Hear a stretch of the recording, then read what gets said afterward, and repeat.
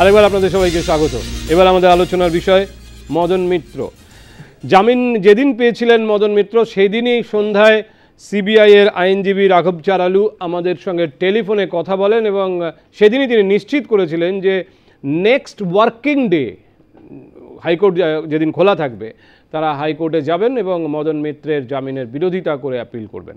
আজ এই অ্যাপিল করা হয়েছে এবং এটা যদিও আগে থেকেই ঘোষিত ছিল, কিন্তু যেটা ঘোষিত ছিল না তা হলো সিবিআই এর তদন্তকারী অফিসার তিনি আজকে সেই অ্যাপিলের কপি নিয়ে মদন মিত্রের কাছে পৌঁছতে গিয়েছিলেন।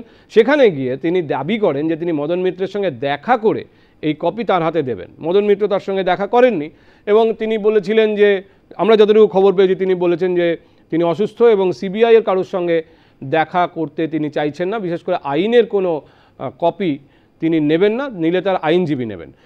এরপরে মদন মিত্রের অনুগামী যারা ছিলেন সেখানে তাদের সঙ্গে কথা কাটাকাটি হয় সিবিআই এর ওই প্রতিনিধির এবং তিনি পরবর্তীতে এই ইঙ্গিত দিয়ে গেছেন যে তারা এইটাকে পুরো বিষয়টাকে কলকাতা হাইকোর্টের সামনে রাখবেন। ফলে একটা জিনিস খুব স্পষ্ট হয়েছে যে মদন মিত্র ইস্যুটাকে সিবিআই একেবারেই হালকা করে দেখছে না এবং তারা মদন মিত্রের জামিনের খারিজ যাতে করায় কলকাতা হাইকোর্ট, তার জন্য সম্পূর্ণ আইনি শক্তি প্রয়োগ করার জন্য রাস্তায় ইতিমধ্যে নেমে পড়েছে। আমি সেই বিষয়টি নিয়েই আজকের এই টেবিলে স্বল্প সময় একটু আলোচনা করব। যে মদন মিত্র যে খুব স্বস্তিতে আছেন তা নয়, সিবিআই কিন্তু সর্বশক্তি দিয়ে এই জামিন খারিজ করার চেষ্টা করছে। আমি সুমনবাবু এবার আপনাকে দিয়ে শুরু করি যে মদন মিত্রের জামিন খারিজ করার সিবিআই এর এই এত তৎপরতা কিভাবে ব্যাখ্যা করবেন আপনি? দেখুন, একটা বিচারাধীন বিষয়ের মধ্যে সিবিআই কি করবে না করবে এটা সিবিআই উত্তর দিতে পারবে। প্রশ্নটা আমাকে করলে আমার পক্ষে উত্তর দেওয়া সম্ভব না। কিন্তু এই যে তৎপরতা যেটা দেখা যাচ্ছে, তৎপরতা তো একটা একটা তদন্তকারী সংস্থা, সর্বভারতীয় তদন্তকারী সংস্থা, তারা তৎপর হবে এটাই স্বাভাবিক। তার তৎপরতা তাদের পক্ষে আছে। আমরা যতটুকু আদালতের প্রসিডিংস যতটুকু শুনেছি, নিম্ন আদালত যেখান থেকে তিনি জামিন পেয়েছেন, দায়রা আদালত, সেখানে কিন্তু আদালতে বিচারক উল্লেখ করেছেন নাকি যে মদন মিত্রকে জেরা করেনি সিবিআই, ডিসেম্বরের পর থেকে এই তদন্তে কোনো অগ্রগতি হয়নি, এইভাবে সমালোচনা করেছে সিবিআই এর। পরবর্তীতে সিবিআই এর যিনি আইনজীবী রাঘব চারালু তিনি কিন্তু এর বিরোধিতা করেছেন যে এটা কোনোটাই সঠিক ব্যাখ্যা নয় বলে তিনি দাবি করেছেন এবং মদন মিত্রকে আবার জেলে ফিরিয়ে নিয়ে যাওয়ার প্রক্রিয়া চালু হয়েছে। মদন মিত্রের জেলে থাকার সঙ্গে সারদা মামলার প্রগতি কতটা জড়িয়ে? না, আমি তো আপনাকে বললাম যে সিবিআই সম্পর্কে পশ্চিমবঙ্গ বা ভারতবর্ষের মানুষের ধারণা আলাদা। সুপ্রিম কোর্ট এর আগে সিবিআইকে বলেছিল ক্যাপটিভ প্যারট, হ্যাঁ, খাঁচাবন্দি তোতা পাখি। আবার পরবর্তীকালে কপিল সিবাল কংগ্রেস নেতা তিনি বলছেন যে সেই ক্যাপটিভ প্যারটটা কেজ প্যারট হয়ে গেছে। ফলে এইতে মানে সিবিআই সম্পর্কে নানা সময় নানা বিশ্লেষণ এসছে। এখন তার ভিত্তিতে আপনি যেটা ঠিক করবেন, এটা তো আপনিই বলে দিলেন যে একটা মানুষকে 629 দিন তাকে তিনি জেল হেফাজতে ছিলেন, তারপরে তার মুক্তি হয়েছে এবং তার বিরুদ্ধে 90 দিনের মধ্যে চার্জশিট দিয়ে দেওয়া উচিত, তারপরে না থাকলে তার জামিন পাওয়া উচিত। তা সেই প্রেক্ষাপটে কেস ডায়েরি দেখে সমস্ত আলাপ আলোচনা করে সিবিআইয়ের কথা শুনে মদন মিত্রের পক্ষের যারা আইনজীবী ছিলেন তাদের বক্তব্য শোনার পরে কোর্ট এখানে ডিসিশন নিয়েছে। ফলে এটা তো খুব স্বাভাবিকভাবে, এটা তো মানুষের, দেখুন যে মানুষ বিচারাধীন তারও তো মৌলিক অধিকারটা খর্ব হওয়া উচিত না, এটা সম্পর্কেও আমাদের সচেতন থাকা উচিত। মানুষটি অসুস্থ, এখনও তার চিকিৎসা চলছে, বিভিন্ন সময় অক্সিজেন সিলিন্ডার থেকে ডাক্তার যাচ্ছে। ফলে একজন মানুষকে আপনি চিহ্নিত করে দিলেন, তাকে ধরলেন, অভিযুক্ত করলেন, কিন্তু সেই অভিযুক্ত হলেই তো তিনি দোষী প্রমাণিত হবেন। এই প্রশ্নের কর্ণিকাদি আপনার কাছে আসি। দেখুন, আমরা কিন্তু কংগ্রেস নেতা, রাজ্যের কেন্দ্রের মন্ত্রী ছিলেন, পরবর্তীতে বিশিষ্ট আইনজীবীও তিনি, আমরা দেখেছি মদন মিত্রের হয়ে তিনি কিন্তু আদালতে সওয়াল করেছেন। ছেড়ে দিন, তিনি নয় ব্রিফ নিয়েছেন আইনজীবী হিসেবে, তার প্রফেশন তিনি কাজ করেছেন, কিন্তু এমনিতে কংগ্রেসের, এমনকি এই রাজ্যের যে সমস্ত কংগ্রেস নেতা আছেন যারা বিশিষ্ট আইনজীবী, কলকাতা হাইকোর্টে এবং বিভিন্ন আদালতে কাজ করেন, তারাও কিন্তু এই কথা বলেছেন যে bail is law, jail is basically exception এবং মদন মিত্রের জামিন পাওয়া উচিত। কিন্তু একমাত্র আমি দেখেছি যে বাম নেতারা এবং বিশেষত সিপিআই এবং সিপিএম তারা বারবার বলেছেন যে মদন মিত্র কেন বাইরে থাকবেন। ঠিকই বলেছেন। যারাই, আমরা তো আরও দাবি করছি যে সিবিআই তদন্ত, আমরা ওদের কাছে আবেদন জানাচ্ছি বারে বারে, আমরা বলছি এ কথা, সর্বত্র বলছি, সিপিআইএম সর্বত্র বলছে যে সিবিআই তদন্তে এত স্লথ গতি কেন, কি কারণে এত স্লথ গতি, সারদা নারদা তদন্ত এগোচ্ছে না কেন, এ তো তদন্ত আরও অনেক দ্রুত গতিতে এগোনো উচিত। অনেক এগোনো উচিত। খুব মৌলিক ইন্টারেস্টিং। অধিকারের মধ্যে তো সুমন বাবুর অভিযোগ সিবিআই এর বিরুদ্ধে, মৌলিক আপনার অধিকারের অভিযোগও সিবিআই এর। মৌলিক অধিকারের সে ধরন কি হবে সেটা এক একজনের এক এক ব্যাপার, কিন্তু প্রশ্ন হচ্ছে মৌলিক অধিকারের মধ্যে তো আজকে টাকা চুরিটাও দেখছি মৌলিক অধিকারের মধ্যে পড়ে যাচ্ছে প্রায় যেরকম ভাবে হচ্ছে। আর আমরা দেখছি এখানে গড়া পেটা একেবারেই নয়, একেবারেই নয়, সম্পূর্ণ ভুল কথা বলছে, একেবারে গড়া পেটা এই প্রশ্ন একেবারে নয়, কোন জায়গায় না, সব সময় লড়াই আন্দোলন। এবং প্রথমে এখানে আসার পরে একেবারে স্বল্প সঞ্চয়কে তুলে দিয়ে স্বল্প সঞ্চয়, এই বিতর্কে আমরা এক মিনিট সুমন বাবু, সুমন বাবু এক মিনিট, এই বিতর্কটা সময় নষ্ট। সুমন বাবু এক সেকেন্ড আমাকে একটু বলতে দিন। আচ্ছা আপনার গলা খারাপ, আমি যতটুকু দেখছি যে আপনাকে একটু অসুস্থ লাগছে। শুনুন কনিনিকিদি, আমার প্রশ্ন, এই বিতর্ক আমরা অনেক আগে পেরিয়ে এসেছি। আগে এই নিয়ে ভুরি ভুরি শব্দ খরচ হয়েছে যে এটা কাদের সময় শুরু হয়েছে, কাদের প্ররোচনায়, কাদের অনুদানে, এই বিতর্কে গিয়ে সময় নষ্ট হচ্ছে। আমার বক্তব্য হচ্ছে যে ভারতবর্ষে যদি কেউ, সেটা আর্থিক কেলেঙ্কারিও যদি হয়, তার বিচার তো ভারতীয় আইন অনুযায়ী হবে, নিশ্চিত আইন অনুযায়ী। তাহলে আইন অনুযায়ী যদি দেখা যায় যে একজন মানুষকে নির্দিষ্ট এই দিন পর্যন্ত জেলে রাখা যাবে, তারপর তাকে জামিন দিতে হবে, এটা আইনজীবীরা বলছেন, তাহলে মদন মিত্রর জেলে থাকার মধ্যে কি কোনো সিম্বলিক ভ্যালু আছে যেটার রাজনৈতিক তাৎপর্য আছে আলাদা, সেই জন্য বিরোধীরা এত সরব? সেটা সিবিআই মদন মিত্রের মতন এরকম একজন লোক যিনি নিয়েছেন বলে সিবিআই আশঙ্কা করেছে বলেই তো তাকে জেলে পুরেছেন। এরকম কারুরই এরকম জামিন হওয়া উচিত না যাদের বিরুদ্ধে নিশ্চিত ওদের কাছে স্পষ্ট প্রমাণ আছে বলেই ওরা চাইছেন। নিশ্চিত চাইছেন, প্রমাণ থাকলে তো তারা আদালতে দেখাতেন, তাহলে কেন করেন? আমাদের প্রশ্ন স্লথ গতি হচ্ছে কেন? আমাদের প্রশ্ন এইখানে, আমাদের প্রশ্ন আরো অনেক তাড়াতাড়ি সারদা গোটা তদন্তের স্লথ গতির থেকে দ্রুত গতি করা উচিত। যারা আরো কয়েকজন রাঘব বোয়াল যারা এখনো বাইরে আছে তারাও যাতে বাইরে থাকতে না পারে। একজন মদন মিত্র তো বটেই, তার সঙ্গে আরো যারা আছে রাঘব বোয়াল তারাও, তাদেরকেও ভেতরে ঢোকানো। শুভঙ্কর বাবু আপনার কি মনে হয়? এমনকি সিবিআই কে ওই অতিরিক্ত তৎপরতা দেখাতে দেখছি। সিবিআই তো কোনো রাজনৈতিক দল নয় যে তার কোনো রাজনৈতিক স্বার্থ থাকবে, সে তো তদন্ত করছে, তদন্ত করার অন্য 5টা মামলা যেভাবে তদন্ত হয় সেভাবেই তদন্ত করছে এটারও।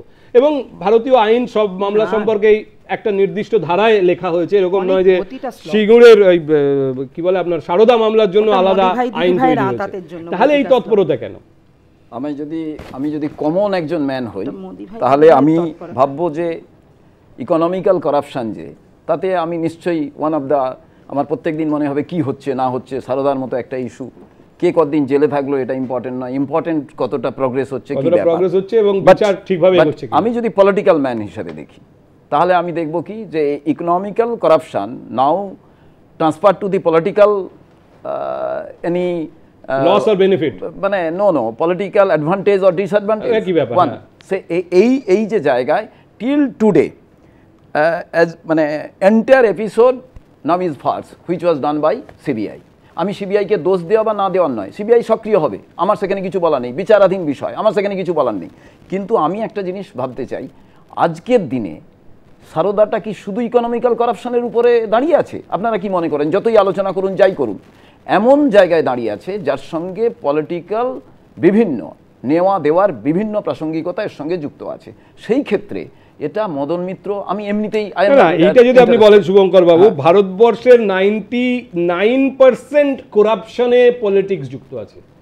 পলিটিক্যাল পাওয়ার থাকলে তবেই করাপশনটাকে এনকারেজ করা হয় বা সেটাকে ব্যবহার করা হয়। আমাদেরও মুখ দেখানো হয় আলোচনায়, আপনাদেরও আলোচনা করতে হয়, বাট এটা একেবারেই জানুন যে এই যে বিষয়টা, এই সারদার বিষয় বা এই রকম কোনো জায়গায় বিষয়, কোনো সময় সেন্ট্রাল গভর্নমেন্টে যে থাকে সে চালাচ্ছে বলে অভিযুক্ত হয়, আবার দেখা যায় কুণাল ঘোষ যখন জেলে আছে তখন বলবে রাজ্যের পুলিশ তাকে তার মতো করে ব্যবহার করছে। আমি আপনাকে এটা বলছি, আজকের দিনে বড় কোনো ইকোনমিক্যাল করাপশন তার সঙ্গে পলিটিক্যাল ইন্টারফেয়ারেন্স যদি না, কিছু বললেন না তো আপনি কিসে ইউপিএ 2 আমলে 4.5 লক্ষ কোটি টাকার কেলেঙ্কারি। আমি আজ একটা কথা বলি, সুপ্রিম কোর্ট বলেছিল, আমি আজ একটা কথা বলি, না বলুন, এটাও বলুন, অরিজিনটা ভাবুন, কেন্দ্রে যে থাকে তাদের আমলেও তারাও দুর্নীতি করে, আমি যদি অর্থনৈতিক দুর্নীতি তারাও করে, আমি যদি এই কথাটা বলি সুমন বাবু, আরে না বলুন না, বলুন, আমি আপনার উল্লেখ করুন, আপনাকে বললে না আঘাত লাগবে। আমার সঙ্গে কংগ্রেস এখানে দেখতে হবে যে কোন টাকা দিয়ে করাপশনটা হচ্ছে। যদি কেন্দ্র সরকারি টাকা হয় তার ভ্যালু একরকম, আর পাবলিকের পকেটের টাকা হয় আমি একটা জিনিস সরকারি টাকাটা কোত্থেকে আসে?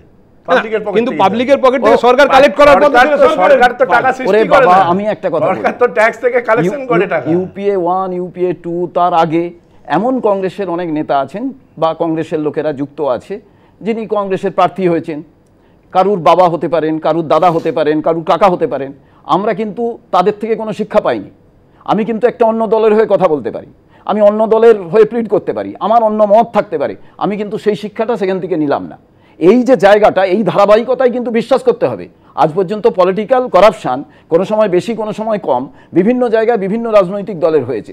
সেই জায়গায় আমি যখন শিক্ষা নিই তখন আইদার আমার বাড়ির থেকে শিক্ষা না বাইরে থেকে শিক্ষা, সেই জায়গাটায় কিন্তু আমি চুপ করে থাকি। আমার মূল প্রশ্নটা ছিল জামিন অথবা জামিন নয়। ধরুন 2G কেলেঙ্কারি কি 3G কেলেঙ্কারি, তাতে তো অনেক টাকার সরকারি টাকার এদিক ওদিক হয়েছে, কিন্তু তারপরে যার বিরুদ্ধে অভিযোগ তাকে তো কোর্ট জামিন দিয়েছে। আমার প্রশ্ন যে তাহলে মদন মিত্রকে জামিন দিলে বিরোধীরা এত সরব। আবার একটা কথা বলবো, বিরোধী কে বলেছে বিরোধী সরব? যখন প্রয়োজন না না, আইনের ব্যাখ্যা বিরুদ্ধে আইন যা করবে ঠিক আছে, লয়ার প্রুভ করবে, জাজ দেবে, সেখানে বিরোধীরা কে বললো না বললো ব্যাপার নেই। ভারতবর্ষের আইনের প্রেক্ষাপটে তাকে চ্যালেঞ্জ করার জন্য হায়ার কোর্ট আছে। আবার তদন্তকারী সংস্থাও যা করবে সেটা তাদের ব্যাপার। এনিথিং কে ওই জায়গায় বলবে? লোয়ার কোর্টে না হলো। এখানে আমি যখন কলিলের দিকে বললাম, আমরা তো দেখছি যে সিপিআইএম নেতারা কিন্তু সরাসরি মদন মিত্রকে জামিন দিয়ে গেলেন। শুধু মদন মিত্র বলে তো নয়, আমরা তো বলছি আরো যারা বাইরে আছে তাদেরকে ঢুকাতে হবে, কারণ অনেক বড় বড় রাঘব বোয়াল যুক্ত, অনেক বড় বড় রাঘব বোয়াল, অনেক বড় বড়, এবং তাদেরকে স্পেয়ার করছে সিবিআই। তাদেরকে স্পেয়ার করছে সিবিআই, এমনি হয়নি। এখনো সিবিআই আমরা মনে করি, আমরা দাবি জানাই, বারে বারে বলতে চাই, সিবিআই আরো দ্রুত এই তদন্তের কাজ এগোক, যাতে আরো একটু ভালো করে এই সারদার তদন্ত হয়। কিন্তু আপনাদের আক্রমণের অভিমুখ মদন মিত্র নয়, মদন মিত্র আমাদের আক্রমণের অভিমুখ যারা ছিলেন একেবারে তাই, যারা এই সারদার দুর্নীতিতে যুক্ত তাদের প্রত্যেকের জন্য। সেক্ষেত্রে মদন মিত্র তাদের একজন, এবং তার বিরুদ্ধে প্রমাণ আছে বলে সিবিআই তাকে ঢুকিয়েছিল, তাকে কেন ছাড়া হলো? শাস্তি পাওয়া উচিত, তাই শাস্তি পাওয়া নিশ্চিত করে। আমাদেরও তো সেই বক্তব্য একই, সারদা তদন্ত তো সঠিকভাবে সিবিআই করুক, এটা তো আমরাও চাই। এবং পুরোটা তো আপনাকে প্রেক্ষাপটটা পুরোটা দেখতে হবে। যাদের আমলে তৈরি হলো, বারবারন্ত হলো, যাদের আমলে, যারা একটাও বেআইনি অর্থলগ্নি সংস্থার বিরুদ্ধে একটা আইন পর্যন্ত করতে পারবে না 34 বছর ধরে, তারা যদি আজকে এসে টেলিভিশনে গলা বড় করে কথা বলে, খুব স্বাভাবিকভাবে মানুষ সেটাকে মেনে নেয়। 2013 থেকে ধারাবাহিকভাবে চলছে, মানুষ রিজেক্ট করেছে, মানুষ পরপর বিভিন্ন নির্বাচনে রিজেক্ট করেছে, মুখ দেখানোর জায়গা নেই। দলটা আগামী দিনে বাঁচবে কিনা তার সেটা একটা অদ্ভুত সংকটের মধ্যে আছে। এবং পাশাপাশি এটাও আমরা দেখেছি যে ওই দলেরই সর্বোচ্চ নেতা কদিন আগে বিজেপিকে ঘোষণা করেছে বিজেপি ফ্যাসিস্ট দল না। না, আমরা যদি মদন প্রসঙ্গে ফিরি, কথাটা বারবার ওঠে না, মোদি ভাই দিদি ভাই হঠাৎের কথা সরাসরি এই অভিযোগ আমরা তুলতে পারি যে সিপিআইএম এর একটা অংশের সঙ্গে বিজেপি সরকারের একটা আঘাত হচ্ছে। তাই কেউ বিশ্বাস করবে না। আপনি কি বলছেন? তাহলে প্রকাশ করার জন্য মানুষ তিনি বিজেপিকে সার্টিফিকেট দেন যে বিজেপি ফ্যাসিস্ট দল না, যার বিরুদ্ধে সবাই দুজনে একসঙ্গে কথা বলে কারোর কথা শোনা যাবে না। ওনাদেরই লেফট্রন্টের এক শরিকের ছাত্র সংগঠনের নেতা কানাইয়া কুমার বলে গেছেন কদিন আগে। আমি সেই প্রসঙ্গে যাচ্ছি না, শুনুন এটা যদি লড়াই করতে না পারেন আমেরিকায় গিয়ে কাজ পড়াতে পারেন, এটা তো আমাদের কথা না, এটা তো বামপন্থীরা বামপন্থীদের বিরুদ্ধে। আমার প্রশ্ন হচ্ছে যে মদন মিত্রের বিরুদ্ধে ওনারা বলছেন যে আমরা আক্রমণাত্মক নই। আমি জানতে চাই যেটা মদন মিত্র 629 দিন তিনি জেলে ছিলেন এবং তার বিরুদ্ধে চার্জশিট সেই যত 8.5 মাসে একবারও তাকে জেরা করা হয়নি, তদন্তের এক ফোঁটা অগ্রগতি হয়নি, সাপ্লিমেন্টারি চার্জশিটে আলাদা করে তার বিরুদ্ধে কোনো অভিযোগ নেই। তাই এই পরিপ্রেক্ষিতে আইন দেখে যা জাজমেন্ট তো কোর্ট দিয়েছে, এটা তো তৃণমূল সরকারের কোনো ব্যাপার নেই, তৃণমূল দলের ব্যাপার নেই, কোনো কোর্ট একটা জাজমেন্ট দিয়েছে। এবার যা করবে সেটা সিবিআই, সেটা সেই আইনগত মোকাবিলা হবে তার। কিন্তু মূল যে জায়গাটা, যে এই আমলেই তো সারদা ধরা পড়লো বেআইনি অর্থলগ্নি সংস্থার বিরুদ্ধে দীর্ঘদিনের এখানে সিবিআই কি করবে, সিবিআই কি করবে আপনি যেভাবে বলছেন, আমরা কিন্তু এক মিনিট আমাদের হাতে সময় শেষ হয়ে আসছে, সিবিআই কিন্তু এই প্রশ্ন তুলেছে যে মদন মিত্র যদি প্রভাবশালী না হবেন তাহলে একজন সিটিং মিনিস্টার যিনি শাসক দলের অন্যতম একজন বড় নেতা মহাসচিব, তিনি কেন আদালতে চলে গেলেন? কারণ রাজনৈতিক বিতর্ক তৈরি করার চেষ্টা করছে, এটা আইনজীবীরা বেঁচে দেখবেন, ওনারা অভিযোগ করবেন তো কোর্টে, তিনি যখন ওই জামিনের বিরোধিতা করবেন কোর্টের আইনজীবীরা দেখবেন তাই জন্য যে একটা মানুষের মৌলিক অধিকার কিভাবে খর্ব করা ঠিক হয়েছে কিনা। আমার কথা হচ্ছে যে মূল জায়গাটা গুরুত্ব দিন। আজকে কিন্তু অর্থলগ্নি সংস্থার বিরুদ্ধে আইনটা এই সরকার করেছে, আজকে আমাদের হাতে সময় শেষ। মদন মিত্রের ব্যাপারে আগামী কাল কলকাতা হাইকোর্টে সিবিআই এর তৎপরতার দিকে আমাদের নজর রাখতে হবে। আরও অনেকগুলো বিষয় আছে আগামীকাল, তার মধ্যে যেরকম টেট নিয়ে আদালতের মামলার রায় হতে পারে, সিঙ্গুরে মুখ্যমন্ত্রীর অনুষ্ঠান রয়েছে, সেখানে তিনি কি বলেন এবং কি ধরনের প্রক্রিয়া সেখানে শুরু হচ্ছে, তার পরিণতি কি হতে পারে, এবং তার সঙ্গে যদি মদন মিত্র সম্পর্কিত মামলা নিয়ে কাল কোনো শুনানি হয় বা সিবিআই এর অতিরিক্ত তৎপরতা দেখা যায় কলকাতা হাইকোর্টে, তাহলে সেদিকেও আমাদের নজর রাখতে হবে। বোঝাই যাচ্ছে আগামীকাল ঘটনাবহুল দিন হতে চলেছে। আপনাদের সঙ্গে সন্ধ্যেবেলা দেখা হবে এই অনুষ্ঠানে। আজকে পোস্ট এডিট এই পর্যন্তই। সুমন বাবু, কনিনিকাদি, শুভঙ্কর বাবু আপনাদের আজকে সময় দেওয়ার জন্য। আপনারা দেখছিলেন আমাদের আজকের পোস্ট এডিট। দেখতে থাকুন নিউজ টাইম।